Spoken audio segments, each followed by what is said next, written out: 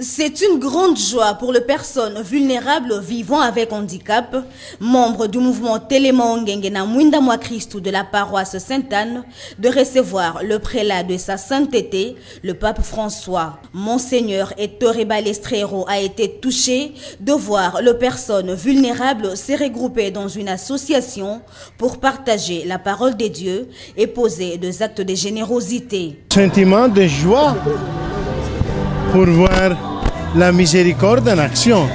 Comme l'a dit le pape, l'année de la miséricorde, la porte de la miséricorde avait été fermée, mais la miséricorde ne s'arrête pas.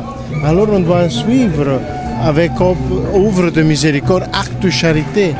Et je vois ici une paroisse vibrante avec des œuvres de miséricorde comme le groupe Télémaongenge de personnes qui sont handicapées que je viens de visiter. Et je suis très heureux de voir que ne sont pas seulement des personnes qui reçoivent de l'aide, mais sont aussi des personnes qui donnent aide. Parce que la manière la plus efficace pour résoudre notre infirmité, c'est d'aider les autres à résoudre leur propre infirmité. Et en s'oubliant de nous-mêmes, nous résolvons tout notre problème. Pour les curés de la paroisse Sainte-Anne, cette visite renvoie aux enseignements du Christ. Sa visite nous renvoie aux enseignements du Christ. Il a fait découvrir le cœur de Dieu, ce cœur plein d'amour, ce cœur qui nous a été révélé par le Christ lui-même.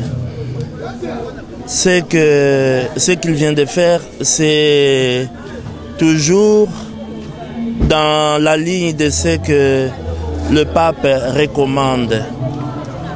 Il nous demande de nous souvenir des pauvres, d'aller vers nos frères et sœurs qui souffrent, mais en imitant Marie qui est mère de miséricorde.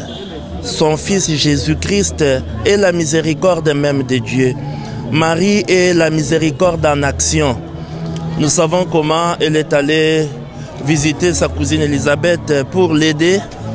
Et nous aussi, nous devons penser à nos frères et sœurs. N'oublions pas que au soir de notre vie, nous serons jugés sur l'amour. J'avais faim, j'avais soif, j'étais malade. Et voilà, ce sont là les œuvres de miséricorde. Et le pape, par son représentant, le nonce apostolique, le pape nous invite à cela. Il avait clôturé l'année de la miséricorde, il avait fermé la porte de la miséricorde, mais la miséricorde de Dieu, comme il nous l'avait rappelé, ne s'arrête pas. Elle continue à travers les œuvres de miséricorde que nous devons produire. Une grande joie pour l'initiateur de ce mouvement. C'est une joie immense pour nous.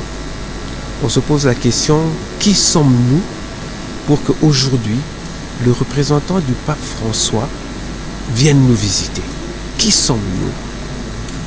Et c'est à ce moment-là qu'on s'interroge sur la vie des hommes, sur ce que nous sommes, chacun l'un pour l'autre.